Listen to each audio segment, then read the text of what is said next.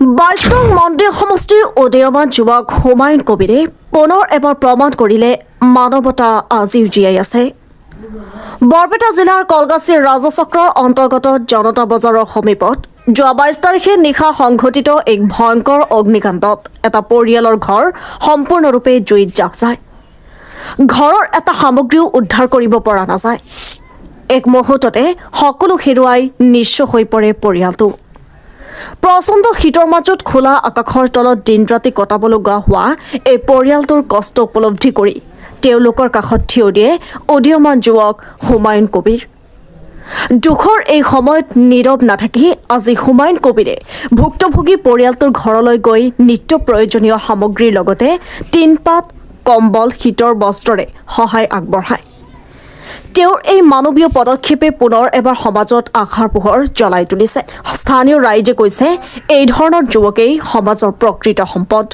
হয়, আজি মই কলগাছি থানাৰ অন্তৰ্গত জনতা বজাৰৰ আশে পাশে মানে এটা ঘৰ আপোনাৰ যোৱা 22 তাৰিখত ৰাতি 11টামান বজাত অগ্নি লাগি মানে গোটেইখিনি বস্তু পুৰি যায়, চাৰখাৰ হৈ যায়।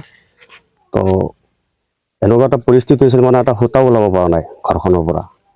সেই মৰ্মে মোৰ ওচৰত এটা খবৰ যায় যে এনে কথা অগ্নিপুত্ৰ হৈ মানে ঘৰৰ সকলো বস্তুখিনি বৰবাদ হৈ গৈছে। তো সেই মৰ্মে মই আহিছোঁ আজি ইয়াতে, আৰু অলপ ঘৰুৱা সা সামগ্ৰী, অলপ খাদ্য, টিনপাত লৈ আহিছোঁ আৰু কি কাৰণত দিছে? আগেও দেখা পাইছোঁ যে আপুনি দুখীয়া পৰিয়ালৰ কাষত থিয় দিয়ে। প্ৰথম কথা হ'ল মই নিজেই দুখীয়া, তাৰ পাছত মই দুখীয়া মানুহ ভাল পাওঁ। আৰু দ্বিতীয়তে কথা হ'ল মানে মানৱ সেৱা হ'ল শ্ৰেষ্ঠ ধৰ্ম, সেইটোৱে। কি নাম আপোনাৰ? মোৰ নাম হুমায়ুন কবিৰ। মোৰ ঘৰ আদিতপুৰ। কি সামগ্ৰী দিছে? চাউল, দালি, আপোনাৰ কম্বল দিছোঁ, আৰু শাৰী পাতিল যিবিলাক বাতি, কাঁহী, গিলাচ, পানী খোৱা, টিনপাত দিছোঁ, 10 ফাইল দিছোঁ, চাউল আছে 2 পেকেট। মোৰ যিটো কথা হ'ল কি যে হুমায়ুন কবিৰ যে মানুহটো মোৰ অলপ সহায় কৰিছে, চালি, দালি, টিনপাত, চাউল আৰু হাঁড়ি পাতিল গোটেইবিলাক দিছে। আজি এইটো ঘটনা পুৰি গৈছিল 22 তাৰিখ, ঘৰ গোটেই একো সূতা ওলাব পৰাও নোৱাৰোঁ। কেনেকৈ চলি আছিল মানে? চলিব কেনেকৈ? কেনেকৈ চলিম? পিলপিলি এখন আছিল, পিলপিলিটো জ্বলি গৈছে। দোকানখিনি আছিল, দোকানটোও জ্বলি গৈছে। ৰাইজৰ সহায় হিচাপে যিখিনি কৰে কৰিব আৰু কি। কেনেকুৱা লাগি আছে আপোনাৰ? মোৰতো বেয়া লাগি আছে।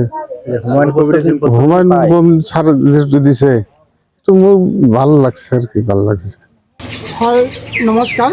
পোনপ্ৰথমে আপোনালোকক আমি ধন্যবাদ জনাইছোঁ, কাৰণ এই নিউজ চেনেলে হয়তো খবৰ পোৱাৰ পিছতে যে ইমান এটা দুৰ্যোগ লগা খবৰ পাই যে এই ঘৰত উপস্থিত হৈছে, আপোনালোকক আমি ধন্যবাদ জনাই আছোঁ। তো এই ব্যক্তিজনে আচলতে খেতিত কাম কৰি খোৱা মানুহ, কিন্তু আমি কালি 22 তাৰিখত ৰাতি আমি এটা খবৰ পালোঁ যে তেখেতৰ ঘৰটো জ্বলি গৈছে। তো আমাৰ এজন বন্ধু মানুহ, তেখেতৰ ঘৰ হ'ল আজিজপুৰ, তেখেতক মানে আমি ফোন কৰিলোঁ। তেখেতৰ নাম হ'ল হুমায়ুন কবিৰ। তেখেতে খবৰটো পাই কালি এই ঘৰটো চাবৰ কাৰণে আহিছিল।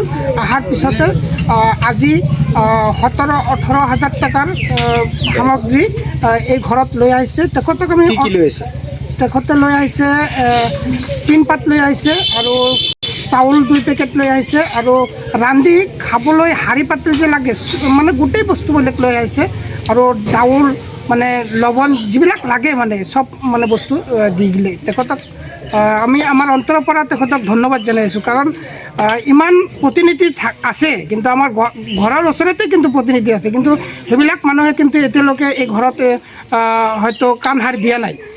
স্থানীয় প্ৰতিনিধিবিলাকক আমি অনুৰোধ কৰিম, এই ঘৰৰ হয়তো বিষয় লৈ অলপ জানি কাণ সাৰ দিয়ে। আৰু আমাৰ যি ব্যক্তিজনে আজি এই ঘৰত হুমায়ুন কবিৰ, তেখেতে যে এই ঘৰত এইবিলাক বস্তু দি গ'লে, আমি তেখেতক আমাৰ অন্তৰৰ পৰা ধন্যবাদ দিছোঁ।